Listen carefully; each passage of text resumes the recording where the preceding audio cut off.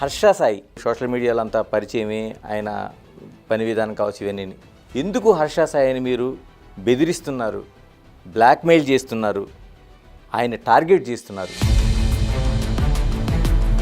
International most wanted terrorist లాగా మా ఇంటి కిందకి 10 మంది పోలీసులు, అందులో ఒక 4-5 మఫ్టీలో వచ్చి నన్ను బలవంతంగా తీసుకెళ్ళి 10:30 గంటలు నరకం చూపించారు.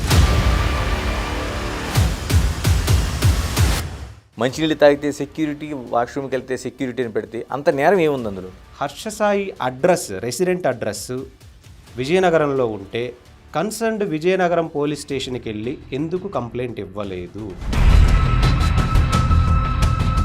రవి అనే వ్యక్తి హర్ష సాయికి లోటస్ 365కి ఒక ఇల్లీగల్ బెట్టింగ్ యాప్కి జరిగిన ఇన్వాయిస్ బయట పెట్టాడు.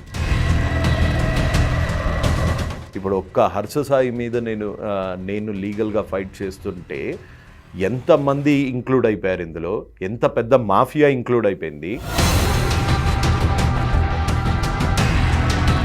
సైబర్ క్రైమ్ పోలీసులు కనీస విచారణ లేకుండా నీ ఐడెంటిటీ ఇక్కడ కాదు, నీ బ్యాంక్ అకౌంట్ ఇక్కడ కాదు, వై డోంట్ యు అప్రోచ్ ఏపీలో పోలీస్ అనకుండా ఇమ్మీడియట్గా ఎఫ్ఐఆర్ ఎలా రిజిస్టర్ చేశాడు? హర్ష సాయి ఒక్కడే కాదు కదా, ధోని చేస్తున్నాడు, విరాట్ కోహ్లీ చేస్తున్నాడు, మిగతా స్టార్స్ కూడా ఉన్నారంటున్నారు. దీని వెనుక కూడా ఈ betting mafia and betting mafia leader Harsha Sai ఉన్నాడు.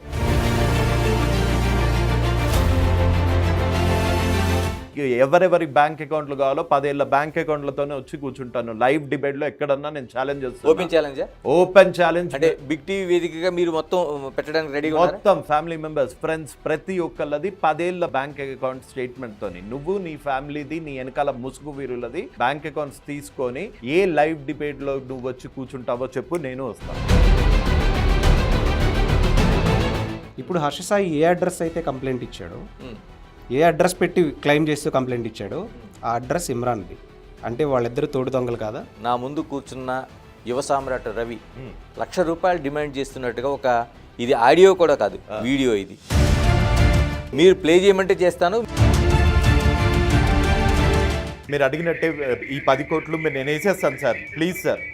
ప్లీజ్ సార్ నన్ను ఇందులో లాగకండి సార్. అంటే ఇటువైపు నుంచి ఇంకా ఏ ఆన్సర్ అక్కర్లేదు. మీరు అసలు నేను 10 కోట్లు అడిగానా లేదా అనేది అప్రస్తుతం. ఈ రోజు నుంచి మార్క్ మై వర్డ్, ఇంకొక 1 ఇయర్ లోపల సుప్రీంకోర్టు వరకన్నా వెళ్తా.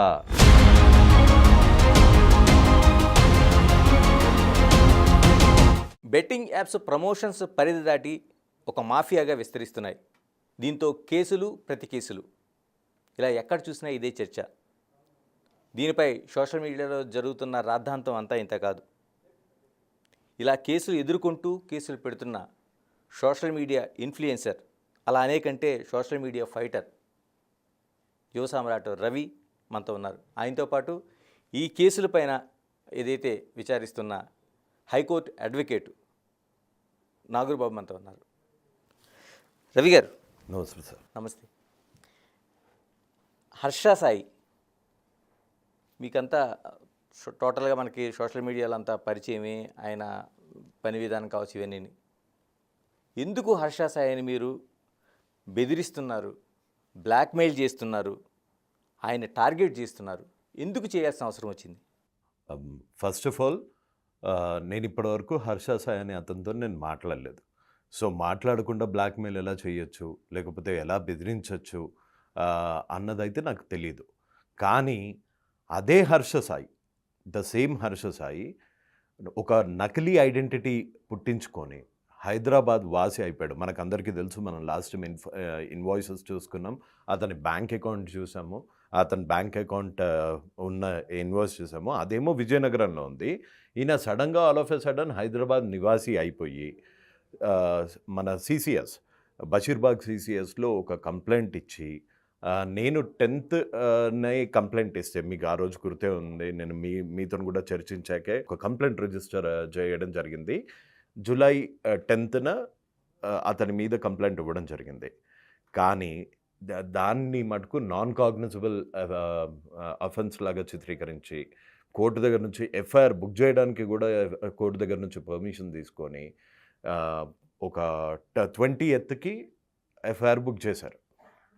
కానీ అంతకు ముందే ఆంధ్రప్రదేశ్ ప్రిన్సిపల్ సెక్రటరీ గారికి మన మన మా లీగల్ టీంతోనే రవి గారు, నేనేం చెప్తున్నానంటే అసలు ఈ కేసు, మీరు పెట్టిన కేసు పూర్వపరాలకు వెళ్ళే ముందు మిమ్మల్ని ఎందుకు పోలీసులు అరెస్ట్ చేయాల్సిన అవసరం వచ్చింది? మీరు హర్షసాయిని ఎందుకు బెదిరిస్తున్నారు? ఎందుకు టార్గెట్ చేస్తున్నారు? అరెస్ట్ చేయలేదండి, అరెస్ట్ చేయలేదు, డిటైన్ చేశారు. ఒక 10:30 గంటలు విచారణకి అంటూ పిలిచి ఎప్పుడు 24న మా ఇంటి కింద నేను ఒక ఇంటర్నేషనల్ మోస్ట్ వాంటెడ్ టెర్రరిస్ట్ లాగా మా ఇంటి కిందకి 10 మంది పోలీసులు, అందులో ఒక 4-5 మఫ్టీలో వచ్చి నన్ను బలవంతంగా తీసుకెళ్ళి 10:30 గంటలు ఒక ప్లాస్టిక్ చైర్లో కూర్చోబెట్టి, నేను బాత్రూమ్కి వెళ్ళాలన్నా ఓ 2 పోలీసులతో పంపించి, వాటర్కి వెళ్ళాలన్నా ఓ 2 పోలీసులతో పంపించి, తిండి తిప్పలు లేకుండా 10:30 గంటలు నా ఫోన్ తీసేసుకొని, నా ల్యాప్టాప్ తీసేసుకొని, నాకు ఎటువంటి కమ్యూనికేషన్ లేకుండా, సాటర్డే, సండే, మండే నేను ఎవ్వరికి కాల్ చేసుకోవడానికి వీలు లేకుండా, నేను ఎవ్వరికి మెసేజ్ కనీసం మా అడ్వకేట్ గారిని కూడా పిలుచుకోవడానికి వీలు లేకుండా ఒక 10:30 గంటలు నరకం చూపించారు. ఆ 10:30 గంటల నరకం ఒక ఎత్తు అయితే, అదే టైంలో నేను ఇప్పటి వరకు ఎక్కడ చూడలేదు, అదే టైంలో నా మీద ఫేక్ కంప్లైంట్ చేసిన వ్యక్తి ఒక పెద్ద మాఫియా డాన్ లాగా, ఈ బెట్టింగ్ మాఫియా అండదండలతో ఒక పెద్ద డాన్ లాగా 10 మందిని వేసుకొని, అతను ఎలా వస్తాడు, కమిషనర్ ఆఫీస్కి కూడా ఎలా వీడియోలు తీసుకుంటూ వస్తాడు అన్న సంగతి నేను కొత్తగా చెప్పగలదు. అతని వీడియోస్ చూస్తే మీకే తెలుస్తుంది. అతను కమిషనర్ ఆఫీస్లో వెనకాల వాళ్ళకి మాస్కులు వేయించి ఎలా దర్జాగా లోపలికి వెళ్తాడో, సో అదే దర్పం ఇక్కడ కూడా చూపించాడు. సిసిఎస్ పోలీస్ దగ్గర కూడా అలాగే వచ్చాడు. అదే అంతకన్నా ఎక్కువగా వచ్చాడు. ఒక 10 మందిని వేసుకొని. హర్షసాయి అంటే మీకు పైన కేసు పెట్టిన పోలీస్ స్టేషన్కి ఆయన వచ్చాడు. పోలీస్ స్టేషన్కే వచ్చి ఆ 10 గంటలు అక్కడ ఉండి రాక్షస ఆనందం పొందాడు. ఇప్పుడు చెప్పండి ఎవరిది బ్లాక్మెయిల్? ఇప్పుడు చెప్పండి ఎవరిని బెదిరిస్తున్నారు? ఎవరిని పర్సనల్ టార్గెట్ చేస్తున్నారు? నేను లీగల్ రూట్లో పోలీస్ స్టేషన్ ఆశ్రయించి, మీడియాను ఆశ్రయించి, ప్రిన్సిపల్ సెక్రటరీ గారికి మా అడ్వకేట్ ద్వారా లెటర్ పెట్టి, ఆంధ్రప్రదేశ్లో ఇతని పప్పులు ఉడకవు, అక్కడ ఐటీ మినిస్టర్ని కలవడం జరిగింది, రిప్రజెంటేషన్ ఇవ్వడం జరిగింది, మొత్తం ఇతని గురించి, ఈ బెట్టింగ్ మాఫియా గురించి క్లియర్ ఎక్స్ప్లెనేషన్ ఇవ్వడం జరిగింది. దాని రెగ్యులేషన్ మీద వర్క్ చేస్తున్నాము, రెగ్యులేటింగ్ ది రెగ్యులేటర్స్ అంటారు దాన్ని, అది కూడా చేస్తున్నాము. తర్వాత ఇక్కడ మన లాయర్ గారు డీజీపీ గారికి పెట్టారు, హైకోర్టులో పిల్ వేయడానికి సర్వం సిద్ధమైంది, and at the same time తెలంగాణలో కూడా పిల్ వేయడానికి సిద్ధమవుతున్నాము అని తెలిసి తెలంగాణ పోలీసులని తప్పుదోవ పట్టించే ఒక నకిలీ ఆధారం సృష్టించి, ఒక అడ్రస్ ప్రూఫ్ సృష్టించి, తన తెలంగాణ నివాసి అని క్లెయిమ్ చేసుకుంటూ తెలంగాణ పోలీసులని తప్పుదోవ పట్టించాడు. అంటే ఏం చేశాడు రవి? అంత నేరం ఏం చేశాడు నేరం? 10 మంది పోలీసులు వచ్చి మిమ్మల్ని అంత నిర్బంధించాల్సిన అవసరం ఏం నేరం చేశాడు? ఇది హర్షసాయి ఒక్కడు చేయగలిగాడు అని అనుకోవట్లేదు, ఇది మొత్తం బెట్టింగ్ మాఫియా కలిపి చేయగలిగింది. ఏం పెట్టారు అంటే ఏం నేరం మోపుతారు? ఐడెంటిటీ థెఫ్ట్, ఇంకా బిఎన్ఎస్, అది మా లాయర్ గారు క్లియర్గా ఎక్స్ప్లెయిన్ చేయగలుగుతారు. నాగూర్బాబు గారు, ఏంటి అంత నేరమా అసలు? అంటే ఇప్పుడు పెట్టిన కేసులు ఏంటి అంటే 10 మంది పోలీసులు వచ్చి అతని సెల్ ఫోన్ని, ల్యాప్టాప్ని మొత్తం చేసి, ఎవరితో మాట్లాడకుండా, మంచినీళ్ళు తాగితే సెక్యూరిటీ, వాష్రూమ్కి వెళ్తే సెక్యూరిటీని పెడితే, అంత నేరం ఏముంది అందులో?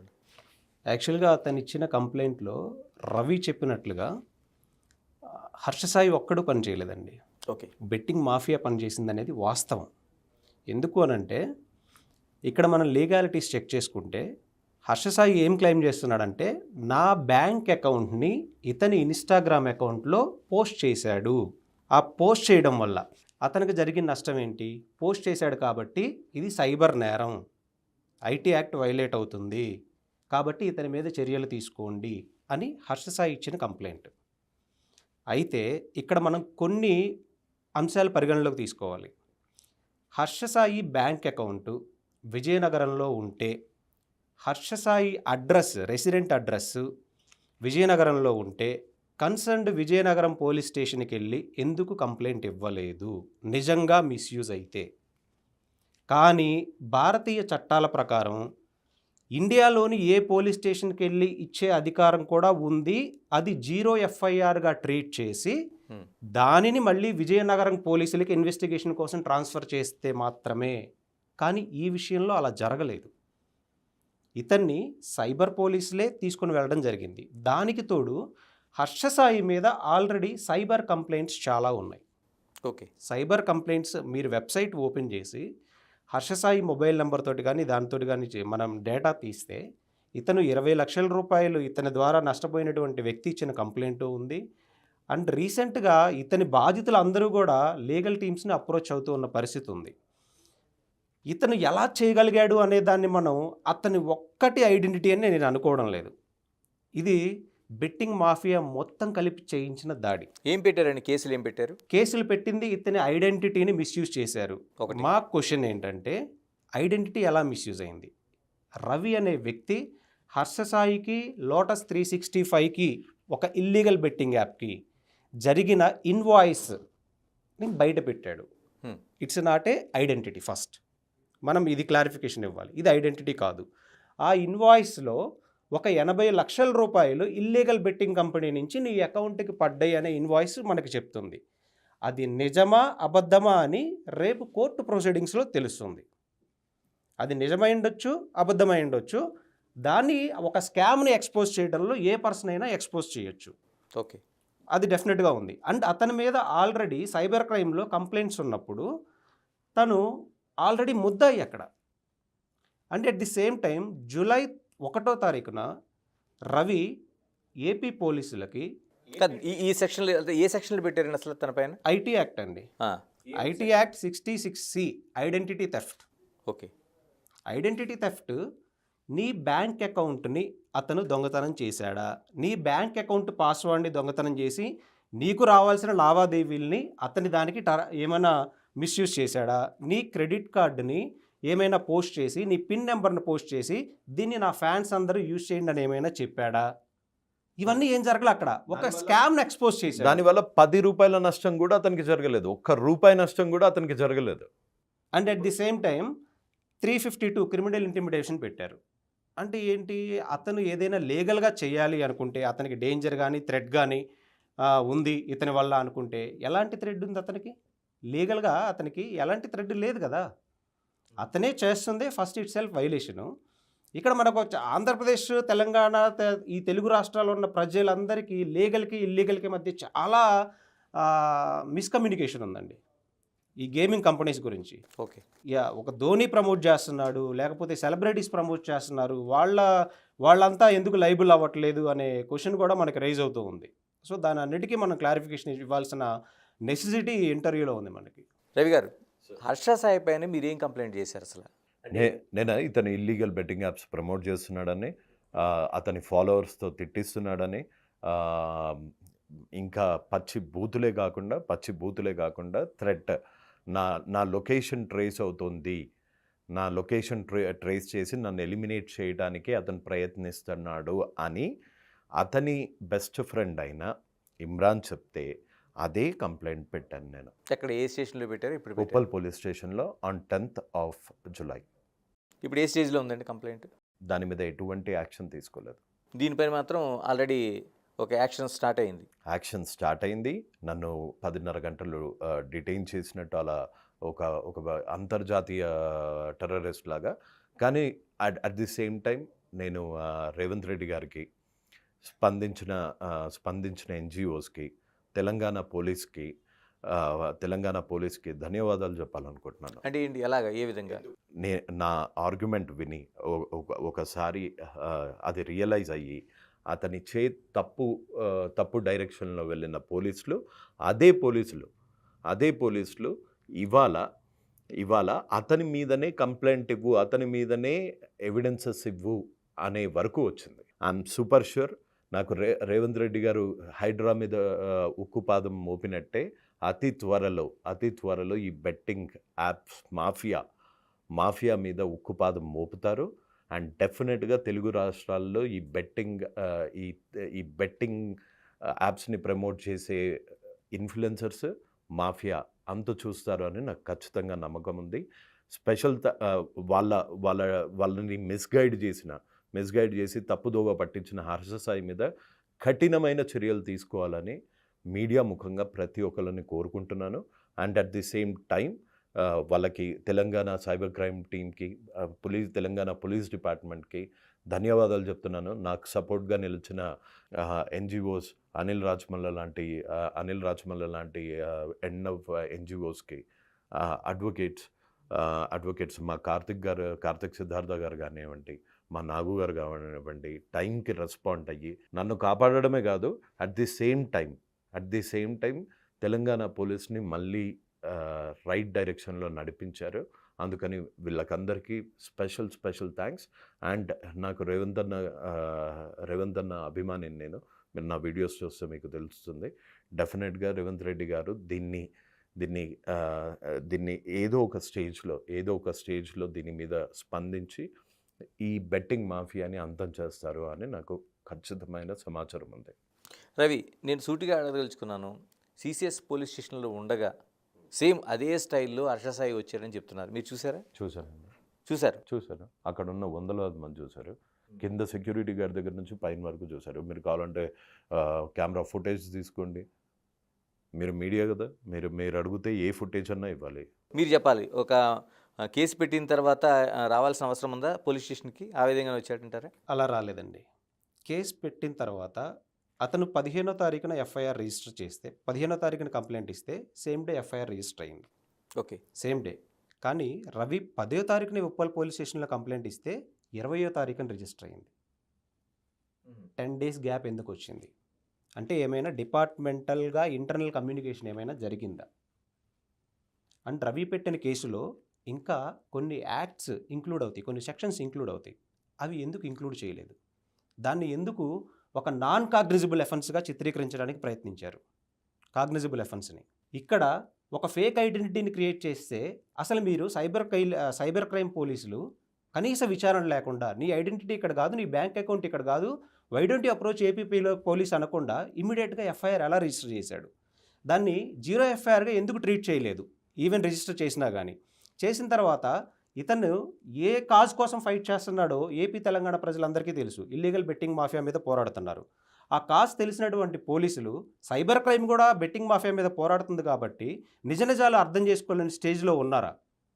ఇతన్ని ఒక టెర్రరిస్ట్ లాగా ఒక 10 మంది పోలీసులను ఇంటికి పంపించి తన ఫోన్స్, మొబైల్, ల్యాప్టాప్స్ తీసేసుకొని అనాథరైజ్డ్గా డిటైన్ చేయాల్సిన నెసెసిటీ ఉందా? అంటే దీని వెనకమాల బెట్టింగ్ మాఫియా హర్ష సాయి లేడని మీరు అనుకుంటున్నారా? హర్ష సాయి ఉన్నాడు కాబట్టే ఇతన్ని 24వ తారీఖు అరెస్ట్ చేస్తే, అంటే తీసుకొని వెళ్తే విచారణ నిమిత్తం 10 గంటలు డిటైన్ చేసిన సమయంలో ఎలాంటి కమ్యూనికేషన్ లేకుండా హర్ష సాయి, ఎక్కడో ఉండే హర్ష సాయి సడన్గా 10 మందిని తీసుకొని, ఇమ్రాన్ అనే వ్యక్తిని తీసుకొని అక్కడికి ఎలా రాగలిగాడు? అంటే ప్రజలకి ఈ మాత్రం అర్థం కాదంటారా? రవి గారు, సొసైటీలో చాలా వరకు అనేక గ్యామ్లింగ్లు జరుగుతున్నాయి, మాఫియాలు కొనసాగుతున్నాయి. హర్ష సాయి కావచ్చు, XYZ కావచ్చు, చాలామంది ఉన్నారు. ఒక్క హర్ష సాయి ఎందుకు మీకు టార్గెట్ అయ్యాడు? ఒక్క హర్ష సాయి నాకు టార్గెట్ అవ్వలేదండి. నేను ముందు నుంచి చెప్తున్నాను. మనం మాట్లాడుకున్నాము లాస్ట్ టైము, వేరే ఇన్ఫ్లుయెన్సర్స్ గురించి మాట్లాడాము, నోట్లు ఎగిరేసిన ఇంకో హర్ష గురించి మాట్లాడాము, సావిత్రి గారి గురించి మాట్లాడాము, బిగ్ బాస్ కంటెస్టెంట్స్ గురించి మాట్లాడాము. మీరు ఒక్కసారి నా ఇన్స్టాగ్రామ్ ఓపెన్ చేస్తే ప్రతి ఇన్ఫ్లుయెన్సర్స్ బెట్టింగ్ ప్రమోట్ చేసే చిన్న చితకా దగ్గర నుంచి పెద్ద హర్ష సాయి వరకు నేను హర్ష సాయి ఇది మొదలుపెట్టాడు, 2000 సేవ ముసుగులో ఇదంతా మొదలుపెట్టాడు అని మాత్రమే ఇనీషియల్గా హర్ష సాయి దానికి చూశాను. మీరే చూశారు. ఇప్పుడు ఒక్క హర్ష సాయి మీద నేను లీగల్గా ఫైట్ చేస్తుంటే ఎంతమంది ఇంక్లూడ్ అయిపోయారు ఇందులో, ఎంత పెద్ద మాఫియా ఇంక్లూడ్ అయిపోయింది. ఏ లెవెల్ ఇన్ఫ్లుయెన్స్ చేయకపోతే నన్ను 10.5 గంటలు డిటైన్ చేయగలుగుతారు. అది కూడా మన ప్రభుత్వంలో, మన తెలంగాణ ప్రభుత్వంలో, మన కాంగ్రెస్ ప్రభుత్వంలో. ఎంత పెద్ద మాఫియా నాగూరుబాబు గారిది? యాక్చువల్గా మనకి ఇండియన్ స్టాటిస్టిక్స్ అంటే మనకి international centre for sports and security 2017లో ఒక రిపోర్ట్ ఇచ్చిందండి. ఆ రిపోర్ట్ ప్రకారం ఓవరాల్ ఇండియాలో 10 లక్షల కోట్ల రూపాయల ఇల్లీగల్ బెట్టింగ్ మాఫియా స్కామ్ జరుగుతుంది. ఓన్లీ ఇండియాలో? ఇల్లీగల్ అని ఎందుకు ఇక్కడ నేను అంటున్నాను అంటే, ministry of corporate affairs, government of India కింద రిజిస్టర్ అవ్వబడని ఏ కంపెనీ అయినా సరే ఇల్లీగలే. ఓకే. ఫస్ట్ వీళ్ళు ఆపరేట్ చేసే బెట్టింగ్ కంపెనీస్ అన్నీ కూడా, బెట్టింగ్ యాప్స్ అన్నీ కూడా ఎక్కడో కురసావో అనే దేశాలలో, ఇతర దేశాల్లో రిజిస్టర్ చేయబడి ఇండియన్ మార్కెట్ని, ఇండియన్ ఆర్థిక వ్యవస్థని దెబ్బకొట్టే చేసే ప్రయత్నం. ఇదే 10 లక్షల కోట్ల రూపాయలకి మన ఇండియన్ కంపెనీస్ జిఎస్టీ కానీ పే చేయాల్సి వస్తే, ఇండియన్ లా ప్రకారం రిజిస్టర్ అయ్యి ఇండియన్ చట్టాలకు లోబడి జిఎస్టీ పే చేయాల్సి వస్తే మనకి 3 లక్షల కోట్ల రూపాయల ఆదాయం వస్తుంది. Okay. At the same time వీళ్ళ బాధితులు ఎలా ఉంటారంటే, గ్రాప్ చేసేవాళ్ళు కురసావాలో ఎక్కడో జ్యూరిస్డిక్షన్ కింద రిజిస్టర్ అయ్యింది, ఇక్కడ మీరు ఎవరో లింక్ పెట్టారు, ఒక ఇన్ఫ్లుయెన్సరు, మీరు దాన్ని క్లిక్ చేసి ఒక 20 లక్షలు మీరు పోగొట్టుకున్నారు. మీరు ఎవరిని అప్రోచ్ అవ్వగలరు? ఏ జ్యూరిస్డిక్షన్కి వస్తుంది? మీరు మన ఈ గవర్నమెంట్ కురసావో వెళ్ళి ఆ కంపెనీని తీసుకొని రాగలదా? ఆ స్టేజ్లో ఉందా మనం? దానికి ఒక గ్రీవియన్స్ ఆఫీసర్ ఉండరు, దానికి ఎలాంటి చట్టాలకి అది వర్తింపబడదు. వాళ్ళు ఇక్కడికి ఎలా వస్తున్నారు? మరి సైబర్ చట్టాలు ఏం చేస్తున్నాయి? ఇవన్నీ మనం ఆలోచించాలి. సైబర్ చట్టాలు కూడా రెగ్యులర్గా వాటిని మానిటర్ చేస్తూ బ్లాక్ చేస్తూనే ఉంటాయి. కానీ వాళ్ళు ఎలా తయారయ్యారంటే, ఇది సైబర్ అటాక్ అన్నమాట. భారతదేశ ఆర్థిక వ్యవస్థ మీద జరిగే సైబర్ అటాక్. ఈ సైబర్ అటాక్ని మనం ఎలా చూడాలంటే, వాళ్ళు మొత్తం ఒక స్ట్రక్చర్, ప్లాన్డ్ స్ట్రక్చర్ రెడీగా ఉంటుంది. ఈరోజు ఈ షర్ట్ తీసేసామంటే మన ఇండియన్ సెక్యూరిటీ సిస్టము వాళ్ళకు ఒక డొమైన్ని బ్లాక్ చేశారంటే, షర్ట్ తీసేటువంటి ఈ డొమైన్ని బ్లాక్ చేయడం, రేపు ఇంకో షర్ట్తో వచ్చేస్తారు. వాళ్ళకి షర్ట్ మార్చుకున్నంత ఈజీ డొమైన్ చేంజ్ చేయడం. ఆ డొమైన్ చేంజ్ చేసి ఈ ఇన్ఫ్లుయెన్సర్ని అప్రోచ్ అవుతారు. Now we are running in this domain, దీన్ని ప్రమోట్ చేయండి. వాళ్ళు లింక్ వీళ్ళు ఇన్స్టాగ్రామ్ అకౌంట్స్లో పెడతారు. అది క్లిక్ చేసిన ఆడైన వాళ్ళు లక్షల్లో కోల్పోతారు. కానీ వీళ్ళ కంపారిజన్ ఎలా ఉంటుందంటే, ధోని చేస్తున్నాడు, విరాట్ కోహ్లీ చేస్తున్నాడు, నేను చేస్తే తప్పేంటి? నేను మిమ్మల్ని అడగదలుచుకుంది ఇప్పుడు అదే పాయింట్ చాలా వరకు సోషల్ మీడియాలో ప్రచారం చేస్తున్నారు. హర్ష సాయి ఒక్కడే కాదు కదా, ధోని చేస్తున్నాడు, విరాట్ కోహ్లీ చేస్తున్నాడు, మిగతా స్టార్స్ కూడా ఉన్నారంట. దీని వెనుక కూడా ఈ betting mafia leader Harsha Sai ఉన్నాడు. ఓకే. యా, ఇప్పుడు ధోని చేస్తున్న అప్లికేషన్స్ మీరు చూసుకోండి, కోహ్లీ చేస్తున్న అప్లికేషన్స్ మీరు చూసుకోండి, అవేవి తెలంగాణలో కానీ ఆంధ్రాలో కానీ ఓపెన్ కావు. ఆయన కానీ ఇతను ప్రమోట్ చేసే ప్రోబో లాంటి కంపెనీస్ ఇక్కడ ఓపెన్ అవుతాయి. ఎందుకు? లోటస్ 365 కురసావాలో రిజిస్టర్ అయిన కంపెనీ ఇక్కడ ఎలా ఓపెన్ అవుతుంది? అది లీగల్ అయితే ఎలా ఓపెన్ అవుతుంది? మనము లూడో ఆడుకోలేము, డబ్బులకి ఇక్కడ ఎటువంటి ఆన్లైన్ గేము ఆడలేము తెలంగాణలో కానీ ఇది కానీ. ఇతను ఇల్లీగల్, ఎక్కడో కురసావాలో రిజిస్టర్ అయిన కంపెనీలు ఇక్కడ ప్రమోట్ చేస్తున్నాడు కాబట్టి అవి ఓపెన్ అవుతున్నాయి. సో ఫస్ట్ కంపారిజన్ ఏంటి అంటే, వాళ్ళకి ధోని గారికి ఒక లీగల్ టీం ఉంటుంది, ఆ కంపెనీ ఎక్కడ రిజిస్టర్ అవుతుంది, ఆ కంపెనీ జిఎస్టీ కడుతుందా లేదా, అది లీగలా కాదా అని చెక్ చేసుకోవడానికి ఒక లీగల్ టీం ఉంటుంది. కంపెనీ ఫస్ట్ సర్టిఫికేట్స్ ఉన్నాయా, వాళ్ళు జిఎస్టీ ప్రాంప్ట్గా పే చేస్తారా, ధోని తీసుకున్న డబ్బులకి కూడా జిఎస్టీ కడతాడు. And at the same time Dhoni ఏం తీసుకొచ్చి ఇన్స్టాగ్రామ్లలోనూ యూట్యూబ్లలోనూ తన పర్సనల్ అకౌంట్స్లో పెట్టి ఆడండి రా బాబు ఆడండి అని ఎక్కడ ప్రమోట్ చేయలేదు. ఒక యాడ్ చేసి వదిలిపెట్టేస్తాడు అంతే. ఇతను పర్సనల్గా తన ఇన్స్టాగ్రామ్లో తీసుకొచ్చి ఆడండి అని దాన్ని లింక్ పెట్టి దానివల్ల ఎంత లాభాలు వస్తాయో క్లియర్గా చెప్తున్నాడు. ఆ వీడియోస్ అన్నీ నేను ఆల్రెడీ మీకు పంపించాను. అంటే ఇటువంటి వాటి వల్ల హర్ష సాయికి లాభం వస్తుందా, లేకపోతే సొసైటీకి నష్టం ఏం జరుగుతుందా? సొసైటీకి నష్టము, హర్ష సాయికి కొన్ని వందల కోట్లు. సొసైటీకి ఎంత నష్టం అంటే మీరు చూస్తున్నారు ఎవ్రీ అదర్ డే. మొన్న నంద్యాలలో ఓ ఇద్దరు వాళ్ళ కొడుకు చేసిన అప్పుల వల్ల చనిపోయారు. మొన్న ఒక నాగార్జున సాగర్లో ఒక బెట్టింగ్ బాధితుడు సెల్ఫీ వీడియో తీసుకొని వచ్చాడు. వెరీ నెక్స్ట్ డే ఇంకొక అతను సెల్ఫీ వీడియో చూసి సూసైడ్ చేసుకున్నాడు. ఎవరికి కనిపించట్లేదు ఇవన్నీ. అండ్ ఇక్కడ మనం ఒక విషయం గమనించాలండి. ధోని ప్రమోట్ చేసినటువంటి company Indian government ministry of corporate affairs కింద రిజిస్టర్ అయ్యింది. ఓకే. 30% జిఎస్టీ పే చేస్తుంది. అండ్ ఆ కంపెనీ ఓవరాల్గా పర్ ఇయర్కి ఎంత మార్కెట్ గ్రాప్ చేస్తుందంటే 600 crores, కేవలం 600 కోట్లు మాత్రమే గ్రాప్ చేస్తుంది. కానీ వాళ్ళ టర్మ్స్ అండ్ కండిషన్స్లో క్లియర్గా రాశారు, ఇది ఆంధ్రప్రదేశ్, తెలంగాణలో, అస్సాం అండ్ ఇంకా కొన్ని అదర్ స్టేట్స్లో ఈ అప్లికేషను పనిచేస్తుంది. ఫ్రీ అంటే ఫ్రీ గేమ్స్ మాత్రమే మీరు ఆడగలరు. ఓకే. అమౌంట్ పెట్టి మీరు ఆడలేరు. దానిలో ఇప్పుడు ఫర్ ఎగ్జాంపుల్ ఏదైనా ఫ్రీ గేమ్ ఉంది, ఆ ఫ్రీ గేమ్ మీరు ఆడొచ్చు. కానీ మీరు ఎప్పుడైతే మీ మొబైల్ నెంబర్ ఇస్తారో, మీ ఐడి ప్రూఫ్ అప్లోడ్ చేస్తారో, ఆటోమేటిక్గా మీరు అమౌంట్ క్రియేట్ చేయాలంటే క్రెడిట్ చేయలేరు దానిలో. ₹1 కూడా అదొకటి credit చేయలేరా? గమనించాలి. నెక్స్ట్ దానికి ఒక గ్రీవెన్స్ రెడ్రెసల్ మెకానిజం ఉంది. దాన్ని మన కన్జ్యూమర్ ప్రొటెక్షన్ కింద యాక్ట్స్ ఫాలో అవుతుంది. 24 గంటల్లో ఏదైనా జరిగితే గ్రీవెన్స్ రెడ్రెసల్ ఆఫీసరు ఎవరైతే ఉన్నారో కన్సర్న్డ్ పర్సన్ రెస్పాండ్ అవ్వాలి. అది కూడా కాకుండా ఏదైనా లీగల్ వైలేషన్ కానీ లేదన్నా స్కామ్ కానీ జరిగింది అనిపిస్తే మన ఇండియన్ జ్యూరిడిక్షన్ కింద ముంబై హైకోర్టులో కానీ ఢిల్లీ హైకోర్టులో కానీ మనం ఫైల్ చేసుకొని న్యాయం పొందే అవకాశం ఉంది. కానీ ఈ కురసావాలో రిజిస్టర్ అయిన కంపెనీ స్కామర్ అక్కడ కూర్చొని వాళ్ళు ఈజీగా ఒక 20 లక్షలు మన అకౌంట్లో నుంచి కొట్టేసేస్తే ఎవరు రెస్పాన్సిబిలిటీ తీసుకుంటారు దాన్ని? హర్షసాయి ప్రమోట్ చేసినందుకు హర్షసాయి రెస్పాన్సిబిలిటీ ఇప్పుడు అతనే తీసుకోవాలి దీన్ని. ఇలాంటి ప్రమోటర్సే తీసుకోవాలి, అంతే కదా. మనం ఏం చెప్తుంది నాగూర్ గారు? గేమింగ్ యాక్ట్ అటు ఏపీ కావచ్చు తెలంగాణ కావచ్చు ఏం చెప్తుంది అసలు? గేమింగ్ యాక్ట్ అనేది మనకి ఇల్లీగల్ బెట్టింగ్ అనేది, ఇల్లీగల్ బెట్టింగ్ యాప్స్ కానీ లీగల్ బెట్టింగ్ యాప్స్ అయినా కానీ మనీతోటి యూజ్ చేసి ఆటలు ఏవి కూడా ఆడకూడదు. తెలంగాణ యాక్ట్ ప్రకారం, గేమింగ్ యాక్ట్ ప్రకారం. అంటే ఓవరాల్ ఇండియా వైడ్గా చూసుకుంటే కొన్ని స్టేట్స్ యాక్సెప్ట్ చేసినాయి. అందుకే డ్రీమ్ ల్యాండ్ అనే కంపెనీ కానీ లేదా ఈ వింజో అనే కంపెనీస్ కానీ ఇండియన్ గవర్నమెంట్ జ్యూరిస్డిక్షన్ కింద మినిస్ట్రీ ఆఫ్ కార్పొరేట్ అఫైర్స్ కింద రిజిస్టర్ అవ్వబడి 30% GST పే చేస్తూ ఏ స్టేట్స్లో ఆపరేట్ చేయాలి, ఏ స్టేట్ లాస్ మనకు యాక్సెప్ట్ చేస్తున్నాయి అని అన్ని మానిటరింగ్ చేస్తూ చట్టాలకు లోబడి పరిధిలో ఉన్నటువంటి యాప్స్. కానీ ఇతను ప్రమోట్ చేసేవన్నీ ఇల్లీగల్ బెట్టింగ్ యాప్స్ అని చెప్తున్నా. ఈ రెండింటికి చాలా సింపుల్గా మనం ఒకటే కన్సిడర్ చేసుకోవాలి. ధోని దగ్గర ఒక లైసెన్స్డ్ గన్ ఉంది, ఇతని దగ్గర ఒక తీవ్రవాది ఇచ్చినటువంటి గన్ ఉంది. ఈ రెండింటిని మనం ఒకేలా చూడాలా? అతను చేసే కంపారిజన్ అలాగే ఉంది. ఒక లైసెన్స్డ్ గన్ తీసుకోవడానికి రెండు వెపన్సే, రెండింటి ద్వారా జరిగే నష్టం ఒకటే. కానీ దీనికి లైబిలిటీ ఉంది.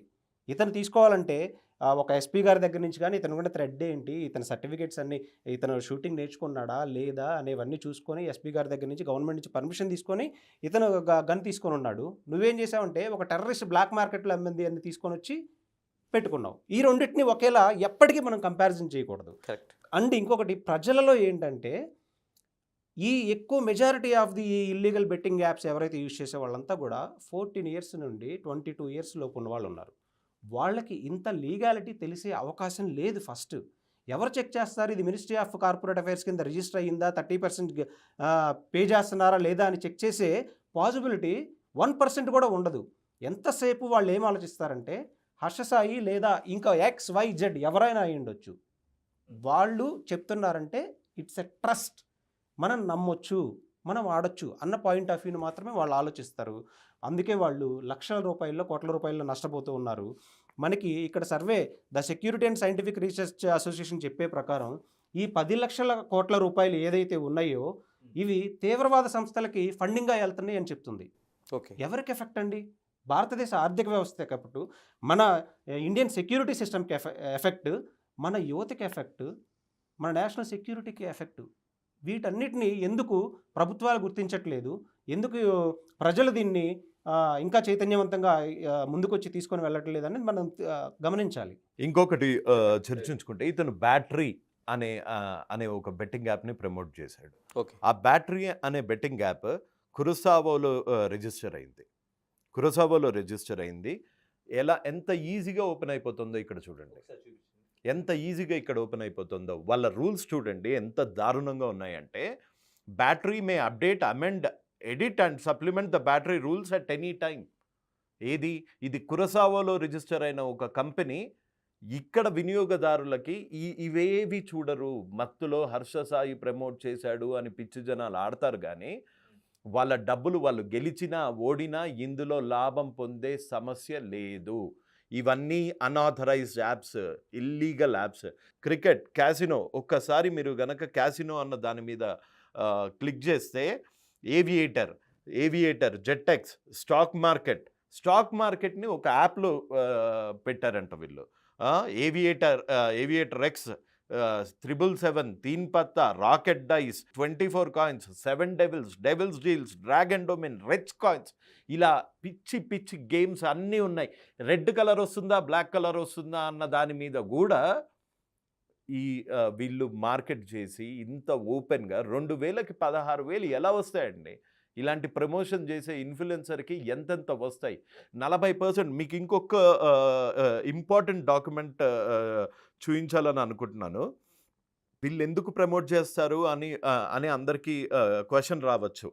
ఫస్ట్ 5గురితోని గనక రూపాయి నుంచి 10 లక్షల వరకు, రూపాయి నుంచి 10 లక్షల వరకు ఎవరన్నా ఆడితే ఈ ప్రమోట్ చేసిన వాళ్ళకి 40% వస్తుంది. ఓకే, 40% వస్తుంది.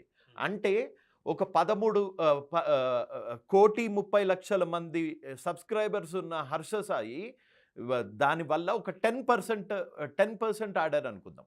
ఓన్లీ 10% ఆడారు అనుకుందాం. ఎంత? 1,30,000. సరే, 1,30,000లో కూడా 10% ఆడారు అనుకుందాం. ఎంత? 13,000 మంది. సరే, 13,000 మందిలో కూడా 10% ఆడారు అనుకుందాం. 1,300 మంది. 1,300 మంది రోజుకు ఒక 1,000 రూపాయలు ఓడిపోతే ఎంత అవుతుంది? అందులో 40% ఎంత? ఇతని ఇన్కమ్ ఎంత? రవి, ఇంకొకటి కీలకంగా అసలు హర్ష సాయి నా ఐడెంటిటీని థెఫ్ట్ చేశారని దానికి కీలకంగా చెప్తున్నట్లు ఎక్కడి నుంచి సేకరించారు మీరు అసలు దాన్ని? సార్, అది ఒక కంపెనీకి ఒక mafia, sorry to use this word, but అతను చేసిన చేష్టల వల్ల అతన్ని ఇప్పటి నుంచి mafia leader, betting mafia leader అని పిలవదలుచుకున్నాను. ఒక బెట్టింగ్ మాఫియా లీడర్ ఐడెంటిటీ బయట పెట్టడం, ఒక ఇన్వాయిస్ అతని చీకటి కార్యకలాపాలు బయట పెట్టడము, అది ఒక బాధ్యతలాగా, అది ఒక నేరంలాగా చూడట్లేదు. అది ఈ దేశానికి, మన రాష్ట్రాలకి నేను చేసిన మేలులాగా చూస్తున్నాను. నగరు గారు, పబ్లిక్ డొమైన్లో ఉంటుందా నిజంగా అంత నేరం అది? ఎస్. ఏదైతే తన ఐడెంటిటీ థెఫ్ట్ చేశారని చెప్తున్న మాటలకి అసలు అక్కడ ఐడెంటిటీ థెఫ్ట్ జరగలేదండి. ఐడెంటిటీ థెఫ్ట్ అంటే ఏంటి? మనకు unique ID number. Identity theft అతని బ్యాంక్ అకౌంట్ని ఫిజికల్గా, అతని బ్యాంక్ బుక్ని కానీ చెక్ బుక్ని కానీ తీసుకొని ఇతను ఫోర్జరీ చేసి తీసుకొని వెళ్ళి 1,00,000 రూపాయలు 10 లక్షల్లో డ్రా చేయాలి అని ప్రయత్నిస్తే దాన్ని ఒక సైబర్ క్రైమ్లా చూడాలి. అతని బ్యాంక్ అకౌంట్ పాస్వర్డ్ని దొంగతనం చేసి అతని అకౌంట్ నుంచి ఇతని అకౌంట్కి మనం ట్రాన్స్ఫర్ చేస్తే దాన్ని ఐటీ యాక్ట్ కింద, సైబర్ క్రైమ్ కింద చూడాలి. అంతేగాని ఒక ఇల్లీగల్ బెట్టింగ్ మాఫియాకి నీకు జరిగిన మధ్య ట్రాన్సాక్షన్ ఇన్వాయిస్ని బయట పెట్టడం ఐడెంటిటీ థెఫ్ట్ ఎలా అవుతుంది? చట్టం అలా అంటుందా? ఎందుకంటే తనకి అకౌంట్లో ఎంత పడింది, ఎవరి దగ్గర నుంచి పడింది అని చెప్పడానికి నేరం కదా? కాదు. ఎలా ఉంటుందండి? ఇది తప్పుదోవ, ఒక స్కామ్. ఇది జస్ట్ తప్పుదోవ పట్టించడం కోసం మాత్రమే చిత్రీకరించిన. ఇప్పుడు చారిటీ కావాలి, గుండె ఆపరేషన్లు కావాలని అకౌంట్ నెంబర్లు, ఫోన్పే నెంబర్లు అవన్నీ పెడతారు. దానివల్ల వాళ్ళకి ₹1 మేలే అవుతుంది, కానీ దానివల్ల ఏమన్నా నష్టం అవుతుందా? అండ్ నేను అతనిది పెట్టింది ఏంటి? Betting, please help betting Sai అని పెట్టాను. హర్ష సాయి అని కూడా పెట్టలేదు. ప్లీజ్ హెల్ప్ బెట్టింగ్ సాయి అని పెట్టాను. నీకు నిజంగా నష్టం జరుగుంటే, అతని వల్ల నువ్వు నష్టపోయి ఉంటే నీ బ్యాంక్ అకౌంట్ స్టేట్మెంట్ తీసుకొని రండి. ఇతని వల్ల జరిగిన మీకు నష్టం ఏంటో తెలుస్తుంది. నా 10 ఏళ్ళ బ్యాంక్ అకౌంట్ పెడతాను. నీ 10 ఏళ్ళ బ్యాంక్ అకౌంట్లు నాదొక్కడిదే కాదు, నా ఫ్యామిలీ, నా ఫ్రెండ్స్, ప్రతి ఒక్కళ్ళ 10 ఏళ్ళ నీకు ఎవరెవరి బ్యాంక్ అకౌంట్లు కావాలో 10 ఏళ్ళ బ్యాంక్ అకౌంట్లతోనే వచ్చి కూర్చుంటాను. లైవ్ డిబేట్లో ఎక్కడన్నా నేను ఛాలెంజ్ చేస్తాను. Open challenge. అంటే బిగ్ టీవీ వేదికగా మీరు మొత్తం పెట్టడానికి రెడీగా ఉన్నారు? మొత్తం ఫ్యామిలీ మెంబర్స్ ప్రతి ఒక్కళ్ళు, ఫ్యామిలీ మెంబర్స్, ఫ్రెండ్స్ ప్రతి ఒక్కళ్ళది 10 ఏళ్ళ బ్యాంక్ అకౌంట్ స్టేట్మెంట్ తోని, నువ్వు నీ ఫ్యామిలీది, నీ వెనకాల ముసుగు వీరులది బ్యాంక్ అకౌంట్స్ తీసుకొని ఏ లైవ్ డిబేట్ లో నువ్వు వచ్చి కూర్చుంటావో చెప్పు, నేను వస్తా. హర్షకి బహిరంగంగా మీరు సవాల్ చేస్తున్నారు. ఎగ్జాక్ట్లీ. అంటే అసలు ఇక్కడ మనం ఇంకోటి, ఏపీ పోలీసులు ఇతను ఎందుకు అప్రోచ్ అవ్వలేకపోయాడో కూడా మనం అబ్జర్వ్ చేయాలి. ఏపీ పోలీసులకి చీఫ్ సెక్రటరీ దగ్గర నుంచి డీజీపీ స్థాయిలో ఇతని మీద కంప్లైంట్లు వెళ్ళాయి. ఆల్రెడీ ఇతని మీద సైబర్ క్రైమ్ లో ఏపీ పోర్టల్లో రిజిస్టర్ అయ్యి ఉన్నాయి. ఇతను వెళ్తే ఇతను ముందు లోపలేస్తారు. ఆల్రెడీ ఐటీ మినిస్టర్ లోకేష్ గారికి కూడా ఇతను చేసే అక్రమాలపై ఒక క్లారిటీ, ఒక నివేదిక ఆల్రెడీ ఇచ్చాను నేను. ఇక్కడ ఎందుకు ఇవ్వలేదు? తెలంగాణలో ఏమైనా ప్రయత్నం చేశారా? ప్రయత్నం చేస్తున్నాను. ఒకటి సార్, ఇక్కడ తెలంగాణలో ఇప్పటి వరకు నేను తెలంగాణ వాసిని అని అతను ఎప్పుడు క్లెయిమ్ చేయలేదు. తెలంగాణ వాసిని అని క్లెయిమ్ చేయలేదు. కానీ కంప్లైంట్ దారుడు ఇక్కడే ఉన్నారు కదా. మీరు ఆంధ్రవాసి కాకపోయినా అక్కడికి వెళ్ళారు, ఐటీ మినిస్టర్ని కలిశారు, ఒక అంతా చేయలేదు అక్కడ. ఓకే, ఇక్కడ కూడా ఒక విజ్ఞాపన లాంటిది ఏమైనా ఇచ్చారా, లేకపోతే ఇవ్వదలుచుకున్నారా? ఆ ప్రాసెస్ లో ఉన్నామండి. కోర్టుని and at the same time మన సీఎం రేవంత్ రెడ్డి గారిని కలిసి, ఇది ఎన్ని లక్షల కోట్ల స్కామ్, దీనివల్ల రాష్ట్రానికి ఎంత నష్టం జరుగుతుంది, ఎంత జిఎస్టీ పోతుంది, ఎంత ప్రజాధనం పోతుంది, ఎంతమంది ప్రజలు నష్టపోతున్నారు, జీవితాలు పోతున్నాయి, ఎన్ని జీవితాలు పోతున్నాయి, ఎన్ని జీవితాలు రోడ్డు మీదకి వచ్చాయి, ఇలాంటి బెట్టింగ్ యాప్స్ని ఆపడమే అన్నిటికన్నా చేసే పెద్ద సంక్షేమం అని సార్కి సవినయంగా విన్నవించుకొని డెఫినెట్గా ఒక కోర్టు డైరెక్షన్తోని ఒక పిల్లేసి at the same time judiciary wise చేయాల్సిన హెల్ప్ అంతా మన లీగల్ టీమ్ చేస్తారు. And at the same time మన నాగు గారు, కార్తిక్ గారు అది చేస్తారు. And at the same time పొలిటికల్గా లెజిస్లేటివ్గా చేయాల్సిన అమెండ్మెంట్స్, చేయాల్సిన యాక్ట్స్ అన్నీ రేవంత్ రెడ్డి గారు డెఫినెట్గా చేస్తారు. వీళ్ళ భయం అంతా ఒకటే అండి. తెలంగాణ పోలీసులను తప్పుదోవ పట్టించేంత విశ్వ ప్రయత్నం వీళ్ళు ఎందుకు చేశారు అంటే, ఎన్నో మంచి పనులు చేస్తున్న రేవంత్ రెడ్డి గారు హైడ్రాని ఉక్కుపాదంతో చేసేశారు. డ్రగ్ ర్యాకెట్ని వేళ్లతో పాటు తీసి రోడ్డు మీద పడేశారు. ఇలాంటి సిట్యుయేషన్లో ఎక్కడ ఇతను చేసే పోరాటం వల్ల, ఇతను చేసే విజిల్ బ్లోయింగ్ వల్ల ఎక్కడ మన మాఫియా మన గుట్టు రట్టు అవుతుందో, ఎక్కడ రేవంత్ రెడ్డి గారు దీని మీద ఉక్కుపాదం మోపుతారో అన్న భయం అతనికి పట్టుకుంది. అందుకే ఈ లెవెల్ మ్యానిపులేషన్ చేయడానికి ట్రై చేశాడు. రవి గారు, ఇంకొక కీలకంగా మీకు అడగదలుచుకున్నాను. మీరు 2-3 సందర్భాల్లో హర్ష సాయితో పాటు ఇమ్రాన్ అనే పేరు ప్రస్తావించారు. మీ దృష్టి కూడా ఒక వీడియో వచ్చి ఉంటుంది, నా దగ్గర కూడా ఉంది. ఓకే, అంటే ఏదైతే ఇప్పుడు రవి నా ముందు కూర్చున్న యువ సామ్రాట్ రవి ₹1,00,000 డిమాండ్ చేస్తున్నట్టుగా ఇది ఆడియో కూడా కాదు, వీడియో ఇది. అవును, అది మీరు ప్లే చేయమంటే చేస్తాను, మీరు దానికోసం వివరణ ఇస్తాను. నేను ముందు వివరణ ఇస్తాను. ఇవ్వండి. ఓకే, ఇప్పుడు నాగు గారు ఈ వీడియో తీస్తున్నారు. సార్ ఒకసారి వీడియో మీరు తీయగలిగితే తీయండి. నేను మీకు ఇప్పుడే కాల్ చేస్తాను. మీకు దాన్ని ఇక్కడే బస్ చేస్తాను. సార్ ఒక్కసారి ఇది వీడియో తీయండి సార్. గణేష్ గారి ఇది ఉందా? చెప్పండి. మీ కెమెరాల మధ్యన మనం రికార్డ్ చేయాల్సిన అవసరం లేదు, రికార్డ్ అవుతూనే ఉంటాయి. ఇప్పుడే మీకు నేను ఇది మీకు ప్రాక్టికల్గా చేస్తేనే మీకు అర్థమవుతుంది. అంటే ₹1,00,000 డిమాండ్ చేయడం అనేది కాదు, అదంతా దాంట్లో నిజం ఎంతో ఇప్పుడే మీకు అర్థమైపోతుంది. ఇప్పుడు హర్ష సాయి ఏ అడ్రస్ అయితే కంప్లైంట్ ఇచ్చాడో, ఏ అడ్రస్ పెట్టి క్లెయిమ్ చేస్తూ కంప్లైంట్ ఇచ్చాడో ఆ అడ్రస్ ఇమ్రాన్ది. అంటే వాళ్ళిద్దరు తోడు దొంగలు కాదా? అంటే అదే ఇమ్రాన్ నమ్మే ఆయన కేసు. సార్ ఈ కాల్ ఒక్కసారి పిక్ చేయండి సార్. ఇది వీడియో తీయండి సార్ ప్లీజ్. గణేష్ గారి నెంబర్. ఓకే సార్, ఎలా ఉన్నారండి? ఫైన్ సార్ మీరు అడిగినట్టే ఈ 10 కోట్లు నేను వేసేస్తాను సార్. ప్లీజ్ సార్ నన్ను ఇందులో లాగకండి సార్.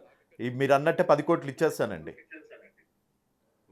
అంటే ఇటువైపు నుంచి ఇంకా ఏ ఆన్సర్ అక్కర్లేదు. మీరు అసలు నేను 10 కోట్లు అడిగానా లేదా అనేది అప్రస్తుతం. మరి అందులో ఏముంది సార్? ₹1,00,000 అడిగినట్టుందా? 10 ఏళ్ళు అమెరికాలో, 4 ఏళ్ళు యూకేలో ఉన్న నాకు ₹1,00,000 అవసరం వచ్చిందా ఈ బెట్టింగ్ పాపప్పుడు? ఒకవేళ నిజంగా అతను అడుగుంటే అతను లీగల్ ప్రొసీడింగ్స్కి ఎందుకు వెళ్ళలేదు? నన్ను యువ సామ్రాట్ అనే వ్యక్తి, ఇతనికి ఇంత మాఫియా ఉంది కదా, ఇతని బ్యాకింగ్ సపోర్ట్ ఉంది కదా, ఇంత సోషల్ మీడియా ఇన్ఫ్లుయెన్సర్ కదా, యువ సామ్రాట్ అనే వ్యక్తి నన్ను ₹1,00,000 అడుగుతూ బ్లాక్మెయిల్ చేస్తున్నాడని పోలీసులు ఎందుకు అప్రోచ్ అవ్వలేకపోయాడు? ఏంటి ట్రయాంగిల్ ఏంటి? ఇప్పుడు ఇదే హర్ష సాయి తనకు సంబంధించిన లోకల్ అడ్రస్గా ఇమ్రాన్ పెట్టుకుంటాడు. ఇదే ఇమ్రాన్ చెప్పిన మాటల ప్రకారం మన యువ సామ్రాట్ రవి కేసు పెడతాడు. ఏంటి ఈ ట్రయాంగిల్ ఏంటి అసలు? ఇది ట్రయాంగిల్ కాదు సార్. అన్ని శక్తులు నాకు తెలిసి ఇమ్రాన్, హర్ష సాయి వీళ్ళిద్దరూ మనకు కనిపించే వ్యక్తులు. వీళ్ళ వెనక మటుకు డెఫినెట్గా బెట్టింగ్ మాఫియా ఉంది. లేకపోతే ₹1,00,000 అభియోగాలు, 2,00,000 అభియోగాలు, 3,00,000 అభియోగాలు ఇలా మాట్లాడేసి, ఇలా ఫోన్ చేసేసి అలా మీకు తెలుసు కాబట్టి మీరు దానికి రెస్పాండ్ అవ్వలేదు. 10 సార్లు కాల్ చేసి అప్పటి వరకు నేను ఇదంతా మానేశాను, నాకు హర్ష సాయి తెలియదు, మీరు ప్రజల గురించి పోరాడుతున్నారు అని ఎన్నో మాటలు పెట్టి ఈ ₹1,00,000 మటుకు వీడియో కాల్ చేసి రికార్డ్ చేసి అన్న నేను ₹1,00,000 ఇచ్చేస్తానన్నా అంటే నువ్వెవరికి ఇస్తున్నావు, దేనికి ఇస్తున్నావు, అసలు ఏం చేద్దామని అనుకుంటున్నావు? అది ఏ టైంకి? అప్పటికే నాకు 15 కాల్స్ వచ్చాయి. నేను ఎవరో బాధితుడికి, అక్కడ నల్గొండలో చనిపోయిన బాధితుడికి ₹1,00,000 ఇవ్వమ్మా వెళ్ళి అంటే ఓకే అని చెప్పి అంతకు ముందు రోజే 5 లక్షలు ఇచ్చాడు ఇంకొక బాధితులకి. అలానే ఇది అతనికి ఇవ్వమ్మా అంటే ఇచ్చేస్తా అన్నాడు. మరి ఓకే. ఒక పోలీస్ అధికారి నా ప్రస్తావన వచ్చింది, నా పైనే ఉన్నాడు అని అవును, మరి చెప్తున్నారు. ఇతను ఆ నెంబర్ ఇవ్వట్లేదు. ఇతను ఎవరైతే నా లైవ్ లొకేషన్ ట్రేస్ చేస్తున్నారో నాకు ఇవ్వట్లేదు. నేను పోలీస్ స్టేషన్‌లో కింద ఫ్లోర్‌లో ఉన్నాను. మీకు ఉప్పల్ పోలీస్ స్టేషన్ మీద కనుక అవగాహన ఉండుంటే కింద నేను కంప్లెయింట్ పట్టుకొని 5 గంటలు వెయిట్ చేశాను ఇమ్రాన్ కాల్ గురించి. అతను రికార్డ్ చేసి అతనికి ఇంత బ్రహ్మాండమైన ఐడియా వచ్చే లోపల నేను కింద కూర్చున్నాను. సార్ నా పైన ఉన్నారు, తొందరగా చెప్పు, 5 గంటలు అవుతుంది, 11 అవుతుంది, రాత్రి 11 గంటలు అవుతుంది, నేను ఇంటికెళ్ళాలి. అవన్నీ తీసేశాడు. అందుకే ఎడిటర్ లాగా మంచి భవిష్యత్తు ఉంది ఇమ్రాన్ నీకు అని చెప్పా. నేను ఇంటికెళ్ళాలి నాయన, నువ్వు తొందరగా ఏ నెంబర్ అయితే నా లొకేషన్ ట్రేస్ చేస్తుందో అది ఇవ్వు, నీకేం కావాలి చెప్పు అని నేను అక్కడ పెన్ను పట్టుకొని కూర్చుంటే అతను నా లొకేషన్ ట్రేస్ అవుతుంది అని చెప్పకపోతే నేను పోలీస్ కంప్లైంట్ పెట్టేవాడిని కూడా కాదేమో. నేను ప్రాపర్ రూట్లోనే హైకోర్టు లెజిస్లేటివ్ త్రూనే వెళ్ళేవాన్నేమో. ఇతను అలా బెదిరించడం వల్ల, నీ లొకేషన్ ట్రేస్ అవుతుంది అని బెదిరించటం వల్ల నేను అక్కడ కింద కూర్చొని నేను అనేవాడిని ఇమ్రాన్ మోసానికి బలైపోయాను. ఈ బెట్టింగ్ మాఫియా విష వలయానికి చూసారు. దానికి ఏముంది సార్, ఒక మనిషికి ఫోన్ చేసి, తెలిసిన మనిషికి ఫోన్ చేసి ₹1,00,000 ఇస్తాను, 2,00,000 ఇస్తాను అంటే అసలు ఆల్ ఆఫ్ ఎ సడన్ మీకు ఒక కాల్ వచ్చింది, 2,00,000 2,00,000 అంటే కావాలి. ఎందుకు ఖండించలేదు? మీ వీడియో కనిపిస్తుంది, మీరు ఎందుకు ఖండించలేదు? అటువైపు మీరు నా వీడియో ఇదే నా ఆడియో వీడియో కాల్ కాదు, కాదు. నా వీడియో కాదు, నా డిస్ప్లే పిక్చర్ అది. నా డిస్ప్లే పిక్చర్ కనిపిస్తుంది మీకు. Okay.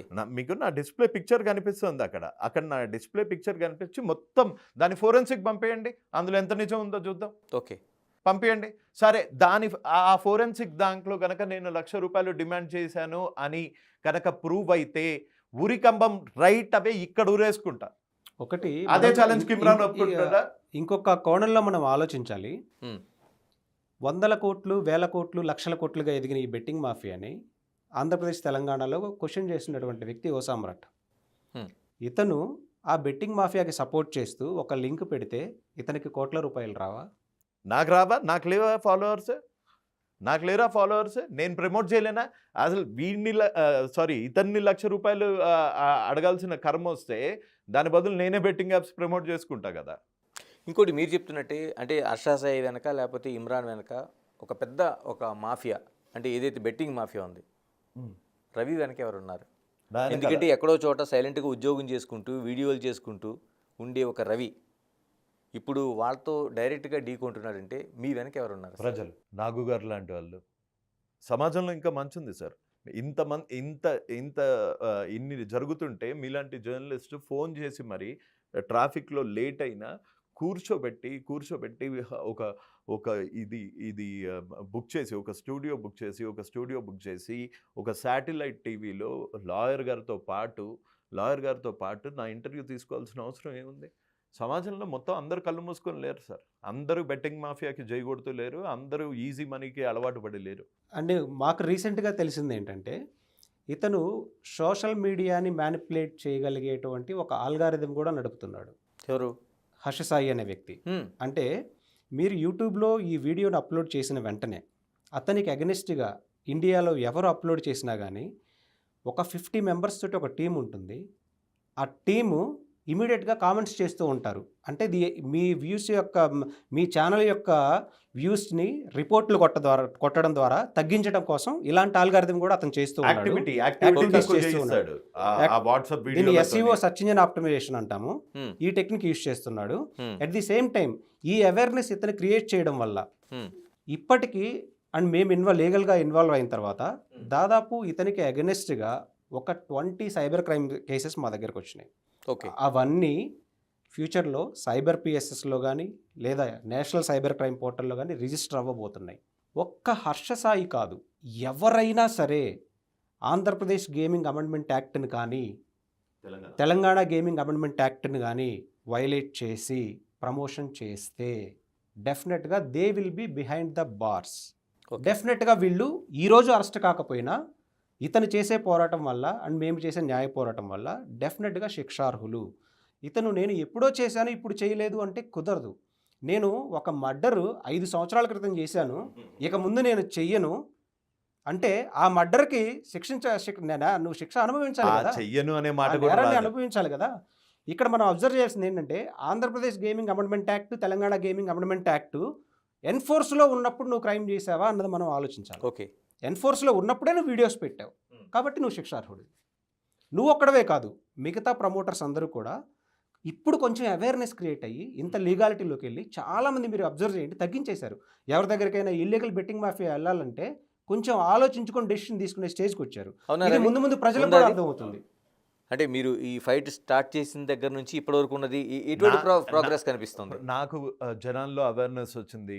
70% to 80% of the influencers betting apps promote చేయడం ఆపేశారు. Hmm.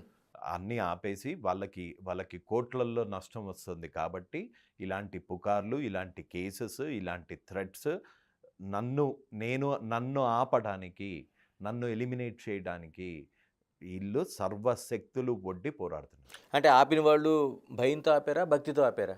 భక్తి కాదు, భయం కాదు. ఎందుకు ఆపారు అంటే ఇతను విజిల్ బ్లో చేస్తున్నాడు. ఇతన్ని ఏదన్నా చేయగలిగితే, మా మాఫియా లీడర్ ఏదన్నా చేయగలిగితే మళ్ళీ మనం యథాతథంగా నా ఏదిని ఈ బెట్టింగ్ యాప్స్ని ప్రమోట్ చేసుకుంటూ కోట్లు సంపాదిద్దామని రెడీగా ఉన్నారు.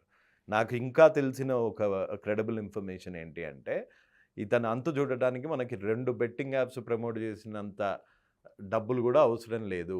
ఒక్క యాప్లో ఒక్క దాంట్లో ఇతని పని అయిపోతుంది అని సంబరపడ్డారు. రవి, ఇప్పుడు సొసైటీ కోసం నేను చేస్తున్నాను, అనేక మంది జీవితాలు పోతున్నాయి, డబ్బులు పోతున్నాయి, ప్రభుత్వ ఆదాయాన్ని గండి కొడుతున్నారు, ఈ కాన్సెప్ట్తో నేను అన్ని విడిచిపెట్టి చేస్తున్నాను ఈ పోరాటం అంటున్నారు. మీ ప్రాణానికి కూడా భయం ఉంది అంటున్నారు. భయం అనిపించట్లేదా? అసలు లేదు. నేను చెప్పాను కదా, ప్రజలు దీని వెనకాల ఉన్నారు. నా వెనకాల ఎవరు ఉన్నారు అంటే ప్రజలు ఉన్నారు, విచక్షణ కలిగిన ప్రజలు ఎక్కడున్నారు రవి? ఇప్పుడు నిన్ను తీసుకెళ్ళి 10 మంది పోలీసులు వచ్చి తీసుకెళ్తుంటే నీ కుటుంబం ముందు నుంచో లేకపోతే ఎవరికి తెలియకుండా తీసుకెళ్తే నాగూరు లాంటి వాళ్ళు ఇంకొకళ్ళు ఆ 10 మందే కనిపిస్తున్నారు తప్పించి కొన్ని కోట్ల మంది కోసం జరుగుతున్న యుద్ధంలా దీన్ని ఎవరు తీసుకుంటున్నాడు? రేపు పొద్దున్న ఏదైనా జరిగితే ఏంటి నీ ఫ్యామిలీ ఏంటి, మీ ఫ్యామిలీ పరిస్థితి ఏంటి? మీరు ఎప్పుడన్నా అనుకున్నారా cigarette ads, alcohol ads, cigarette and alcohol ads ఇవ్వకుండా దేశం మొత్తం బ్యాన్ అవుతుంది అని ఏ రోజన్నా అనుకున్నారా మీ చిన్నతనంలో? లేదు. కానీ అయ్యాయా? ఎవరో ఒకళ్ళు పోరాడబట్టే కదా అయ్యాయి. అలానే దీని మీద కూడా నేషనల్ లెవెల్లో ఇల్లీగల్ మాట పక్కన ఉంచితే లీగల్ యాప్స్ని కూడా ప్రమోట్ చేయకుండా చేసేంత వరకు నేను నిద్రపోను. ఎంత అమాయకంగా ఉన్నారు రవి మీరు. అంటే మద్యం తాగడం హానికరమని మీరు తాగుతున్న బాటిల్ పైనే ఉంటుంది, తాగుతూ ఉంటారు. ఇంజూరియస్ టు హెల్త్ అని ఆ సిగరెట్ ప్యాకెట్ మీద ఉంటుంది. ఒక క్యాన్సర్ వచ్చిన అతి భయంకరమైన ఫోటో ఉంటుంది, అయినా సిగరెట్ తాగుతూ ఉంటారు. మీరు 4 మాటలు చెప్పి ఈ విధంగా ఫైట్ చేస్తే మారిపోతారని ఎలా అనుకుంటున్నారు? డెఫినెట్గా మారుతారు. మీరు చూడండి, ఈ రోజు నుంచి మార్క్ మై వర్డ్, ఇంకొక 1 ఇయర్ లోపల సుప్రీంకోర్టు వరకన్నా వెళ్తా. నా దగ్గర అనుభవజ్ఞులైన సొసైటీ గురించి ఏదన్నా చేద్దాము అనే మిత్రులు తోటి పనిచేస్తున్నాను. నేను సుప్రీంకోర్టు వరకన్నా వెళ్తా. పార్లమెంట్లో దీన్ని చర్చ జరిగేంత వరకు నేను ఆగను. పార్లమెంట్లో దీని గురించి చర్చ జరిగి సిగరెట్, ఆల్కహాల్ ఎలా అయితే యాడ్స్ చేయకుండా బ్యాన్ అయ్యాయో ఈ బెట్టింగ్ యాప్స్ని ప్రమోట్ చేయడము సుప్రీంకోర్టు గైడ్లైన్స్ ఆల్రెడీ ఉన్నాయి. అవన్నీ ఆ చట్టాలని ఇంప్లిమెంట్ చేసేంత వరకు పార్లమెంట్ వరకు ఇది తీసుకెళ్ళి దీని మీద ఒక్క యాడ్ యూట్యూబ్లోనే కాదు భారతదేశంలో బెట్టింగ్ గురించి ఒక యాడ్ రాకుండా చేసేంత వరకు నేను నిద్రపోను. ఏమున్నాయండి చట్టాలు? ఇప్పుడు మీరు అంటుంది ఏపీలోనూ గేమింగ్ యాక్ట్ ఒకటి ఉంది, తెలంగాణలో గేమింగ్ యాక్ట్ ఉంది. ఇది కాకుండా సెంట్రల్లో ఏముంది అసలు? అంటే పార్లమెంట్లో సైతం దీనిపైన ఏమైనా జరిగిందా చర్చ? యాక్చువల్గా సుప్రీంకోర్టు గైడ్లైన్స్ ప్రకారం గేమ్ ఆఫ్ ఛాన్స్ అండి, గేమ్ ఆఫ్ స్కిల్ రెండింటిగా కన్సిడర్ చేస్తారు ఒక జడ్జిమెంట్లో. గేమ్ ఆఫ్ స్కిల్తో యూజ్ చేసేది ఏంటంటే ఇప్పుడు మనం చెస్ కానీ ఇలాంటి ఫ్రీ యాప్స్ కానీ ఇవన్నీ గేమ్ ఆఫ్ స్కిల్ కింద కన్సిడర్ చేశారనమాట. గేమ్ ఆఫ్ ఛాన్స్ అంటే మీరు మనీతోటి అవకాశం అంటే ఈ ఆప్షన్స్ అనమాట, జస్ట్ ఈ ఆప్షన్ మీద బెట్ చేస్తే వస్తుంది అనే వాటన్నిటిని బ్యాన్ చేశారు. And at the same time భారతీయ చట్టాలకు లోబడినటువంటి ఏదైనా సరే ఆల్రెడీ యాక్ట్ ప్రకారం ఇట్ సెల్ఫే ఇది వైలేషన్ అనమాట. దాన్ని మనం చూడాలి. మినిస్ట్రీ ఆఫ్ కార్పొరేట్ ఒక కంపెనీ, ఇప్పుడు మీరు బిగ్ టీవీ అనే కంపెనీ పెట్టారు సార్. మీరు ఎలా రిజిస్టర్ అయ్యారు, ఎలా ఎంట్రీ అయ్యారు అసలు ఈ కంపెనీ అనేది? ఒక ప్రైవేట్ లిమిటెడ్ యాక్ట్ ప్రకారం, లేదా లిమిటెడ్ లైబిలిటీ Media పార్ట్నర్షిప్ ప్రకారం, లేదా 1 పర్సన్ డైరెక్టర్ ద్వారా రిజిస్టర్ అయ్యారు. మీరు ప్రాపర్గా జిఎస్టీ పే చేస్తూ ఉన్నారు. కానీ ఈ ఇల్లీగల్ బెట్టింగ్ యాప్ ఏదైతే వీళ్ళు ప్రమోట్ చేస్తున్నారో అసలు ఇండియాలో రిజిస్టరే అవ్వలేదు కదా. మినిస్ట్రీ ఆఫ్ కార్పొరేట్ అఫైర్స్ కింద రిజిస్టరే అవ్వలేదు కదా. అది లీగల్గా వ్యాలిడిటీ ఎలా ఉంటుంది? భారతీయ చట్టాలకి లోబడి లేదు కదా అది. అలాంటిది వాళ్ళు ఇండియాలోకి ఎలా వస్తున్నారంటే త్రూ ఇలాంటి ఇన్ఫ్లుయెన్సర్స్ ద్వారానే కదా. ఇలాంటి ఇన్ఫ్లుయెన్సర్స్ ధోని అయినా ఇంకొకళ్ళైనా భారతదేశ చట్టాల ప్రకారం శిక్షార్హులే. మనం ఈ వాదనని ఎక్కువ ప్రజల్లోకి తీసుకెళ్లాల్సిన నెసిటీ ఉంది. ఒక 20 లక్షల రూపాయలు నీ అకౌంట్లో నుంచి పోయినాయి అంటే ఎవరు దానికి బాధ్యత తీసుకుంటారు? కురసావో చట్టాలు తీసుకుంటాయా? భారతదేశ పోలీసులు వెళ్ళి కురసావోలో ఉన్నటువంటి కంపెనీ యజమానిని అరెస్ట్ చేస్తారా? ఇది జరిగే పనేనా? కానీ ఇండియాలో లీగల్గా రిజిస్టర్ అయినటువంటి కంపెనీ ఇండియన్ చట్టాలకు లోబడి ఉంది. దానికి ఒక ప్రాపర్ మెకానిజం సెట్ చేయబడి ఉంది. మనకి ఇందాక మీకు చాలా సింపుల్గా చెప్పినట్టు ఇప్పుడు దీన్ని ఆపగలగడం అనేది ఒక అసాధారణమైనటువంటి చర్యే. అంత ఈజీ కాదండి. ఈ బెట్టింగ్ మాఫియాను అడ్డుకోవటం అంటే ఒక 10 లక్షల కోట్ల రూపాయల ట్రాన్సాక్షన్స్ జరుగుతున్నటువంటి 10 లక్షల కోట్ల రూపాయల ట్రాన్సాక్షన్స్ని ఒక వ్యక్తి ఆపగలడు అనేది ఒక అసంభవమైన చర్య. అంటే కొండని వెంట్రుకేసి లాగుతున్నట్టే. కానీ దీనిలో సమాజ హితవు కోరేటువంటి ఎన్జిఓస్ కానీ ఎంతోమంది యాడ్ అవుతారు అనే నమ్మకం ఉంది. ఏ పోరాటం అయినా సరే ఒక వ్యక్తితోనే స్టార్ట్ అవుతుంది. అది ఒక విప్లవ శక్తిగా మారుతుంది. దాన్ని మనం ఇక్కడ కన్సిడర్ చేయాలా. అలాగని మనం వాయిస్ రైజ్ చేయకుండా ఉండటం కూడా తప్పే మనది. And at the same time మనం ట్రీట్ చేసే విధానం కూడా మనం ఎప్పుడైతే అవేర్నెస్ క్రియేట్ చేస్తూ ఉన్నామో ఆటోమేటిక్గా ప్రజల్లోకి ఒక అవగాహన పెరుగుతుంది. ఆ అవగాహన ద్వారా వాళ్ళు మార్పు చెందే అవకాశం కూడా ఉందని డెఫినెట్గా ఆశించాలి మనం. రవి, ఇప్పుడు అనేక మంది జీవితాలు నష్టపోతున్నారు. మన మీడియాలో ఎప్పటికప్పుడు చూస్తున్నాం. బెట్టింగ్ యాప్ వల్ల చివరికి రైతులు సైతం ఎరువులు, పురుగు మందులు కొనాల్సిన వాళ్ళు సైతం ఈ బెట్టింగ్ యాప్లు ఆడి సూసైడ్ చేసుకున్న ఘటనలు చూస్తున్నాం. ఇదంతా వీళ్ళందరినీ ఏదైనా కారిడార్గా ఏర్పాటు చేసే ప్రయత్నం ఏమైనా జరుగుతుందా? మీ కాంటాక్ట్లో ఉన్నారా? ఏ విధమైన ప్రయత్నం జరుగుతుంది? డెఫినెట్గా ఇది ఇంకా ఉద్యమ స్థాయికి వెళ్ళలేదు. ఇది చాలా ప్రిమచ్యూర్ లెవెల్లో ఉంది. మనకి ఇప్పుడు బయటపడ్డ వాళ్ళు ఎవరు అంటే హర్ష సాయి నడిపించే కంపెనీలు, ఈ బెట్టింగ్ మాఫియా మాత్రమే కనిపిస్తుంది. ఇంకా ఎంతమంది హర్ష సాయిలు దేశంలో ఉన్నారు? ఇంకా ఈ హర్ష సాయి అనేవాడే 5 ఛానళ్ళు, 5 యూట్యూబ్ ఛానళ్ళు నిర్వహిస్తాడు. 5 యూట్యూబ్ ఛానళ్ళల్లో బెట్టింగ్ని ప్రమోట్ చేసి ఎన్ని వందల కోట్లు సంపాదించడం మీరు ఆలోచించండి. ఇప్పుడు ఇతను ప్రమోట్ చేసిన ఒక యాప్ ఉందండి, ప్రోబో మీడియా టెక్నాలజీస్ అని. ప్రోబో గేమ్, అది ఒక ప్రోమో గేమ్ యాప్. కానీ వాళ్ళు ఎలా రిజిస్టర్ చేశారు ఇండియన్లో? Probo Media Technologies. Media technologies అంటే ఏ కార్యకలాపాలు చేయాలి? మీడియాకి సంబంధించిన అన్ని కార్యకలాపాలు. కానీ వాళ్ళు ఏం చేస్తున్నారు? గేమింగ్ యాక్టివిటీస్, ఇల్లీగల్ కాదు, లీగల్ బెట్టింగ్ చేస్తున్నారు ఒక రకంగా. లీగల్ బెట్టింగ్ అంటే ఇండియన్ చట్టాలకు లోబడి రిజిస్టర్ అయినా కానీ ఇండియన్ గవర్నమెంట్ని తప్పుదోవ పట్టిస్తూ మీడియా టెక్నాలజీస్ అని రిజిస్టర్ చేశారు. ఫస్ట్ అదొకటి. నెక్స్ట్ ఏంటంటే ఆంధ్రప్రదేశ్, తెలంగాణ అండ్ ఇతర కొన్ని రాష్ట్రాల్లో బ్యాన్ చేయబడినా కానీ ఇలాంటి ఇన్ఫ్లుయెన్సర్స్ ద్వారా కొన్ని డొమైన్స్ అంటే సరోగసీ డొమైన్స్ అంటాం వీటిని. ఓకే, సరోగసీ డొమైన్స్ అంటే ఆ డొమైన్, ఈ లింక్ ఓపెన్ చేస్తే ఆ డొమైన్ ఓపెన్ అవుతుంది. ఈ ఇన్ఫ్లుయెన్సర్స్ అతను పెట్టడం వల్ల ఆ డొమైన్ ఓపెన్ అయ్యి వాళ్ళకి ట్రాన్సాక్షన్ జరగడం మొదలవుతుంది. అలా ఆపరేట్ చేయబడుతున్నాయి ఈ surrogacy domains. At the same time big TV అనేది ఈరోజు ఒక పెద్ద సంస్థ. ఈ సంస్థ పెట్టే ముందు ఒక క్యాపిటల్ అనేది ఉంటుంది. బిగ్ టీవీ క్యాపిటల్ ఎంత ఉండొచ్చు? మీరు 10 కోట్లు ఉండొచ్చా? 5 కోట్లు ఉండొచ్చా? బీబీసీది ఎంత క్యాపిటల్ ఉండొచ్చు? ప్రపంచంలోనే అతిపెద్ద నెట్వర్క్ ఉన్నటువంటి ఛానల్ బీబీసీ నెట్వర్క్ క్యాపిటల్ ఎంత? 50 కోట్లు లేదా 90 కోట్లు. ప్రపంచంలోనే అతిపెద్ద సంస్థ గూగుల్ క్యాపిటల్ ఎంత భారతదేశంలో? 90 కోట్లు.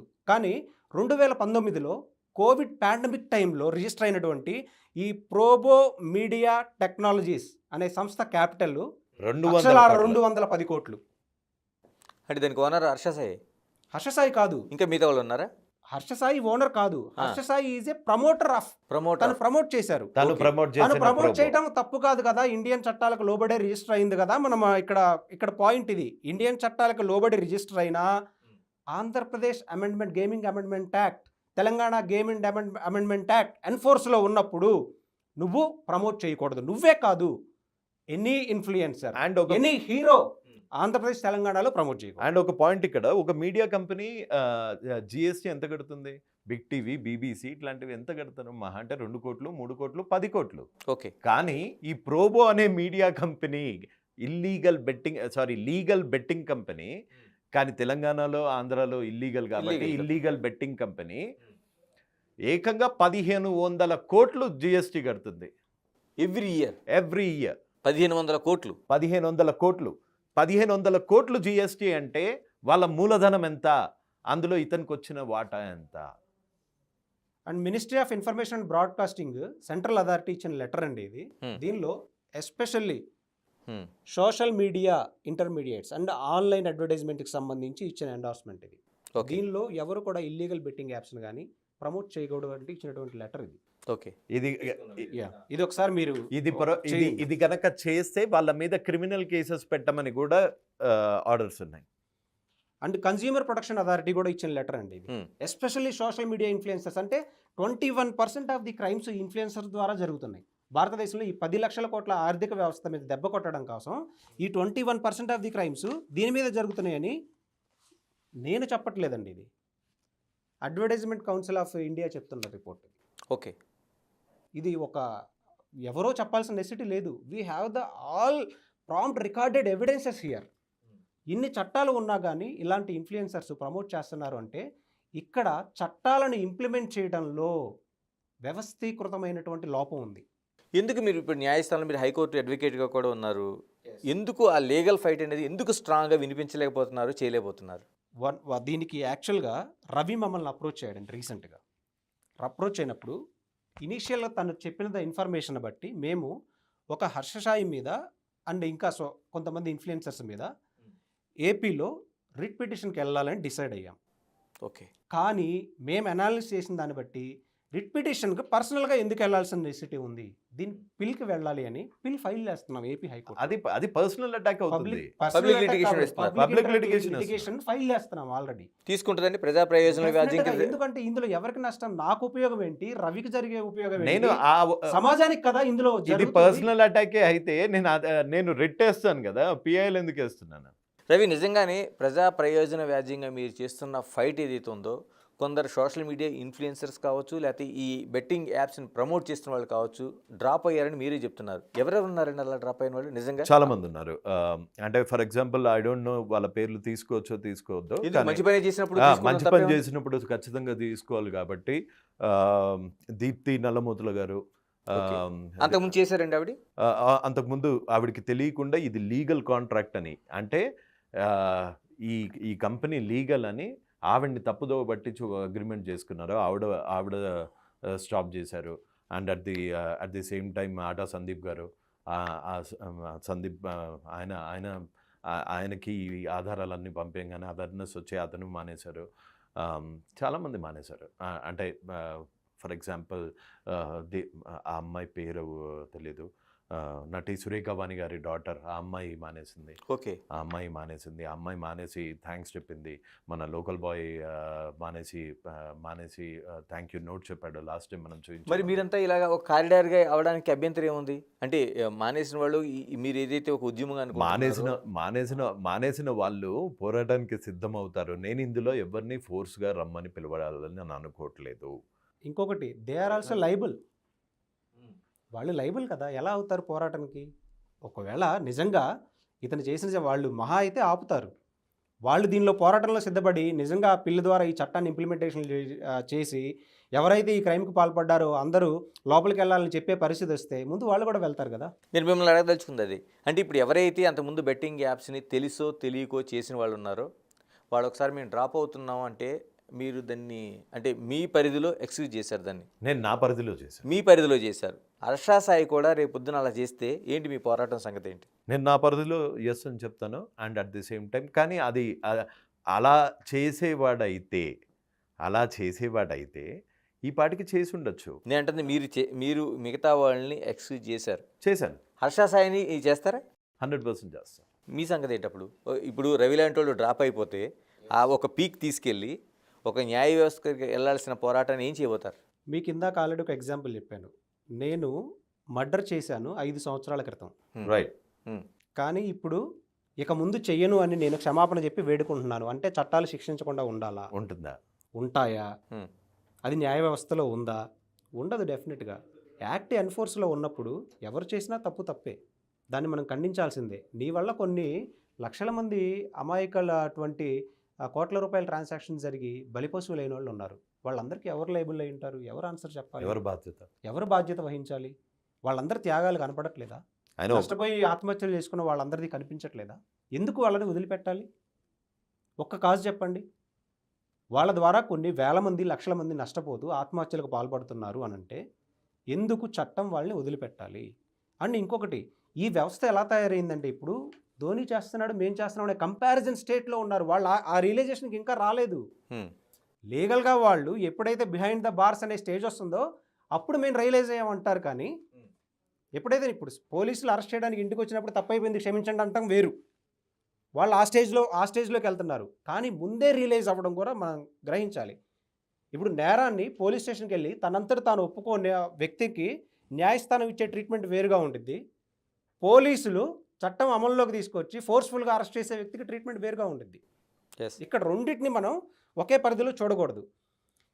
ఎర్రచందనం స్మగ్లింగ్ చేసే వ్యక్తిని మనం ఎలా అయితే అరెస్ట్ చేస్తున్నారో అతను ఏం క్లెయిమ్ చేస్తాడంటే అసలు ఎర్రచందనాన్నే లేకుండా చేస్తే నేను స్మగ్లింగ్ చేయను కదా. నేను ఇక్కడ మిమ్మల్ని అడగదలుచుకున్న పాయింట్ ఏంటంటే హర్ష సాయి అన్న ఆయన ఒక ప్రమోటర్, ఆయన ఈ మాఫియాకి లీడర్ కాదు. అంటే ఎర్రచందనం స్మగ్లింగ్ చేస్తున్న వాడి కంటే దాన్ని ట్రాన్స్పోర్ట్ చేస్తున్నవాడు అప్రూవల్గా మారితే కోర్టు ఆయన క్షమిస్తుంది, అప్రూవల్గా తీసుకుని నడిపిస్తుంది. ఇందులో హర్ష సాయి ఎందుకు అలా మారకూడదు? మారచ్చు, మారితే well and good. At the same time court క్షమించాలన్న రూల్ ఏం లేదండి. ఓకే, ఎందుకంటే ఇది ఒక ఇండివిజువల్గా చేసినటువంటి క్రైమ్ కాదు, ఒక ఆర్గనైజ్డ్ స్ట్రక్చర్ తోటి చేసినటువంటి crime. At the same time నీకు మనీ లాండరింగ్ యాక్ట్ మనకి ఇక్కడ ఇంక్లూడ్ అవుతాయి. ఇందులో ఈడీ లాంటి ఎన్ఫోర్స్మెంట్ అథారిటీ లాంటి డైరెక్టర్ ఇవి కూడా ఇన్వాల్వ్ అవ్వచ్చు మేబీ. ఎందుకంటే నీ బ్యాంక్ స్టేట్మెంట్స్ మొత్తం ఎప్పుడైతే మేము కోర్టు ప్రొసీడింగ్స్ తోటి బయట పెట్టగలుగుతామో, నీ మీద ఓవరాల్గా తెలుగు రాష్ట్రాల్లో ఎన్ని క్రైమ్స్ అయితే రిజిస్టర్ అవ్వబడి ఉన్నాయో ఆ ఇన్ఫర్మేషన్ అంతా మేము తీసుకొని వస్తాము. ఈ అవేర్నెస్ ద్వారా ఇంకా ఎంతమంది లీగల్ టీమ్స్ని అప్రోచ్ అయ్యి కేసులు ఫైల్ అవుతాయో వీటన్నిటికీ లయబుల్ అవ్వాలి కదా. అవును, ఒకసారి చట్టం తన పని తాను చేసుకుంటూ పోతుంది. దానికి నేను పర్సనల్ చేసామనో లేకపోతే ఒకళ్ళు పర్సనల్గా కేసు పెట్టారనో ఆగాల్సిన నెసెసిటీ లేదు. ఎప్పుడు చేయబోతున్నారు ఈ పిల్లి సంగతి? ఇప్పుడు ఎంతకాలంలో చేయబోతున్నారు? పిల్ ఆల్రెడీ డ్రాఫ్టింగ్ అయిపోయిందండి విత్ మేబీ ఒక వితిన్ 1 వీక్లో నెంబరింగ్ కోసం. అంటే ఇందులో ఇప్పుడు మీరు చెప్పిన అంశాలన్నీ వస్తాయి, ఎవరెవరు చేస్తున్నారు, ఎవరెవరు వస్తున్నారు అనేది మేము ఎక్కడ ప్రస్తావించకూడదు. పిల్లులో మనం ఆలోచించాల్సింది ఏంటంటే సమాజానికి ఈ పిల్ వల్ల ఏ హితవు జరుగుతుంది అన్న పాయింట్స్ మాత్రమే మేము ప్రస్తావిస్తాం. అండ్ ఈ సోషల్ మీడియా ఇన్ఫ్లుయెన్సర్స్ అంటే ఎవరి పేరు ప్రస్తావించకుండా ఎలా ప్రమోట్ చేస్తున్నారో మేము జడ్జి గారికి ఎక్స్ప్లెనేషన్ ఇవ్వాల్సిన నెసిటీ ఉంది. దానివల్ల ఆంధ్రప్రదేశ్ ప్రజలకి తెలంగాణ ప్రజలకి ఎలా నష్టం జరుగుతుందో ఎక్స్ప్లెనేషన్ ఇవ్వాలి. ఈ ఎక్స్ప్లెనేషన్ అన్నిటికీ ఆయన సాటిస్ఫై అయ్యి మనకు అనుకూలంగా వస్తే మనం అందరం హ్యాపీ కదా. ఎవరు ఈ బెట్టింగ్ బాధితుల వల్ల బెట్టింగ్ మాఫియా వల్ల ఆత్మహత్యలు చేసుకోవాల్సిన నెసిటీ ఉండదు కదా. ఎవరైనా అలా వీడియో పెడితే ఆటోమేటిక్గా చట్టాలు ఎన్ఫోర్స్లో ఉన్నాయి కాబట్టి జడ్జిమెంట్ ప్రకారం ఎవరైనా పెడితే అరెస్ట్ అవుతారు కదా, క్రైమ్ రేట్ తగ్గిపోతుంది కదా. ఈ 10 లక్షల కోట్ల మాఫియాలో ఈ 21% క్రైమ్ రేట్ని మనం తగ్గించగలగడంలో సమాజ హితవు కోరిన వాళ్ళు ఒకళ్ళు అవుతాం కదా. రవి, చివరిగా చెప్పండి, రవి భవిష్యత్తు ఏం కాబోతుంది? ఇప్పుడు ఈ కేసుల్లోనే ఇంత ఆందోళన ఇదంతా ఉంటే రేపొద్దున ఇటువంటి కేసులు పడకుండా ఉంటాయా?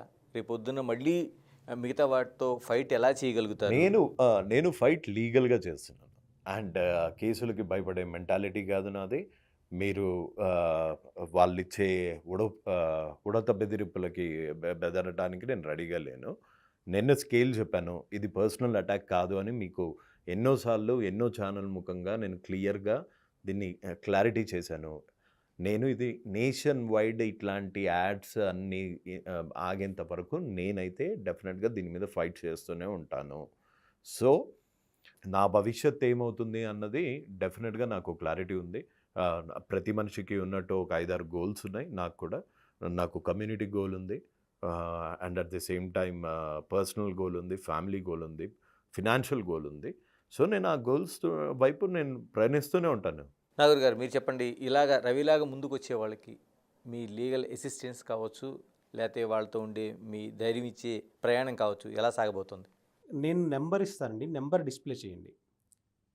బెట్టింగ్ మాఫియాతో పోరాడడానికి ఎవరు ఇంట్రెస్టెడ్గా ఉన్నా డెఫినెట్గా కాల్ చేయండి. రైట్. మాతో పాటు ఎన్జిఓలు ఎవరైనా యాడ్ అవ్వాలనుకుంటే డెఫినెట్గా కాల్ చేయండి. At the Already- same time betting mafia ద్వారా బాధింపబడుతున్న వాళ్ళు ఎవరైనా ఉన్నా కూడా కాల్ చేయండి. సో వాళ్ళకి డెఫినెట్గా మా లీగల్ అసిస్టెన్స్ ఇస్తాము. వాళ్ళకి ప్రొటెక్షను చట్టాల ద్వారా ఇవ్వగలిగే ప్రయత్నం మేము డెఫినెట్గా చేస్తాం. ఇక్కడ ఎలాంటి ఒత్తిడులకు కానీ ఎలాంటి బెదిరింపులకు కానీ న్యాయ వ్యవస్థ ఎప్పటికీ భయపడదు. థ్యాంక్ యూ రవి గారు, థ్యాంక్ యూ నాగూర్ గారు. థ్యాంక్ యూ ఇది సో మచ్. మనకి టోటల్గా ఏదైతే బెట్టింగ్ యాప్స్ అనేది పరిధి దాటి బెట్టింగ్ మాఫియాగా వెళుతుంది, కొన్ని వేల కోట్ల లక్షల కోట్ల రూపాయలు ఒక వ్యాపారంగా జరుగుతుంది, భారతదేశ ఆర్థిక వ్యవస్థ మూలాలని దెబ్బతీసే పరిస్థితులు ఏర్పడుతున్నాయని ఒక ఆందోళన వ్యక్తమవుతుంది. ఇప్పటికైనా తెలుగు రాష్ట్రాల్లో అంటే దేశవ్యాప్తంగా ఇల్లీగల్గా నడుస్తున్న ఈ బెట్టింగ్ యాప్స్ పైన ప్రత్యేకంగా తెలుగు రాష్ట్రాల్లో ఒక నిషేధం ఉంది కాబట్టి ఇక్కడ ముందుగా తీసుకోవాల్సిన చర్యల కోసం ఇలా అనేక మంది డిమాండ్ చేస్తున్నారు. దీనిపైన ప్రభుత్వాలు ఏ విధంగా స్పందిస్తాయి? మరోవైపు హర్ష సాయి లాంటి వాళ్ళు నిజంగా వాళ్ళు ఇంత ఒత్తిడి వస్తున్న తర్వాత, ఇంత ప్రజల్లోకి వెళ్ళిపోతున్న తర్వాత ఈ ఇష్యూ దీని నుంచి వెనక్కి వెళ్తారా, లేకపోతే తాము దిన్నే రైట్ అనుకుని ముందుకెళ్తారా చూడాల్సిన అంశం. Keep watching big TV. This is Ganesh. For more videos like this, subscribe Big TV channel.